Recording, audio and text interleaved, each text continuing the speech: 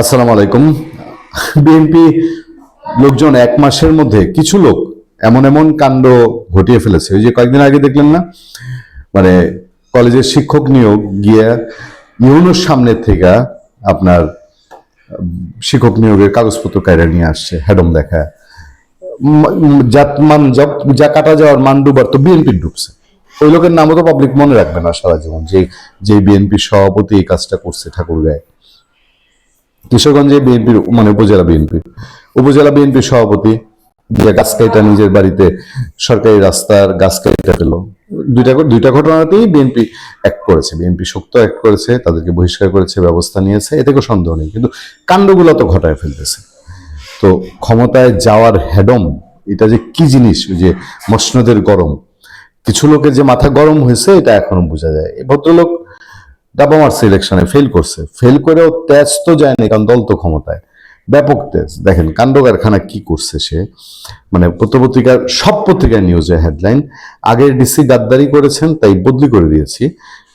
কুষ্টিয়ার বিএনপি নেতা স্বাধীনতা দিবসের অনুষ্ঠানে এমন মন্তব্য করেন কুষ্টিয়া 4 আসনে পরাজিত বিএনপির প্রার্থী সৈয়দ মেহেদী আহমেদ, যা সামাজিক যোগাযোগ মাধ্যমে ছড়িয়েছে, ভাইরাল হয়ে গেছে এবং এই নিউজও ভাইরাল হয়ে গেছে। আল্লাহর হস্তে উনি ফেল করেছিলেন, পাশ করলে পরে জানি কি হইতো আল্লাহ তাআলা জানে। কুষ্টিয়ার আগের জেলা প্রশাসক ডিসিকে ইচ্ছা করেই বদলি করে দিয়েছে বলে মন্তব্য করেছেন কুষ্টিয়া 4 আসনের বিএনপির পরাজিত প্রার্থী সৈয়দ মেহেদী আহমেদ রুমি। এছাড়া তিনি সেই ডিসিকে গাদ্দারও বলেছেন। বৃহস্পতিবার বেলা 11:30টায় জেলা প্রশাসন আয়োজিত স্বাধীনতা দিবসের আলোচনা সভায় এই বক্তব্য দেন তিনি। অনুষ্ঠানের সভাপতি ছিলেন কুষ্টিয়ার জেলার প্রশাসক, মানে নতুন প্রশাসক তৌহিদ বিন হাসান। আমি জানি না তৌহিদ বিন হাসানের এই কথা তিতা লেগেছে না মিঠা লেগেছে।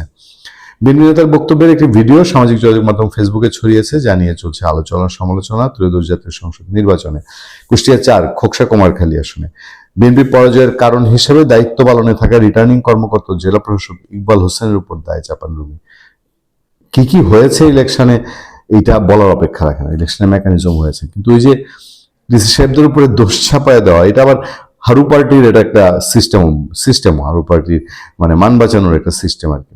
2 মিনিট 29 সেকেন্ডের ভিডিওতে রুমি ক্ষোভ প্রকাশ করে বলেন, আমি তিনবার সংসদ সদস্য ছিলাম, কিন্তু দাওয়াত পাওয়ার অধিকার আমার নেই।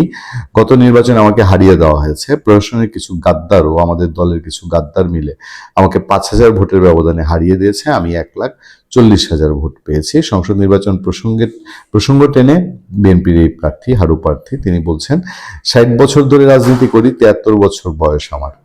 মুক্তিযুদ্ধে উল্লেখযোগ্য ভূমিকা রেখেছি। অনেকেই আছেন নামে মুক্তিযোদ্ধা, কিন্তু কোনো ভূমিকা পালন করেননি। এরকম বহু লোককে চিনি আমরা। আমাদের জন্ম এই কুষ্টিয়া শহরে। আমরা যখন মুক্তিযুদ্ধ করেছি তখন এখানে উপস্থিত অনেকেরই জন্ম হয়নি।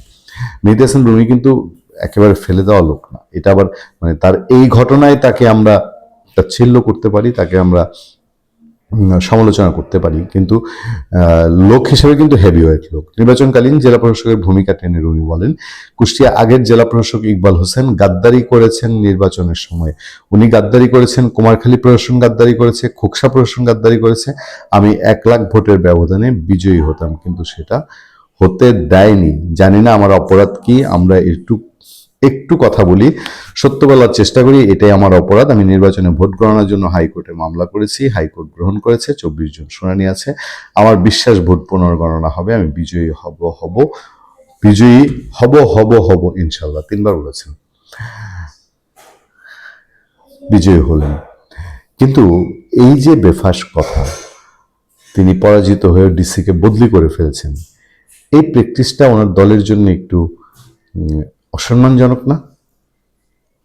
ভালো থাকবেন, সুস্থ থাকবেন। তার সাথে আমি আতিক রহমান, পূর্ণিয়া।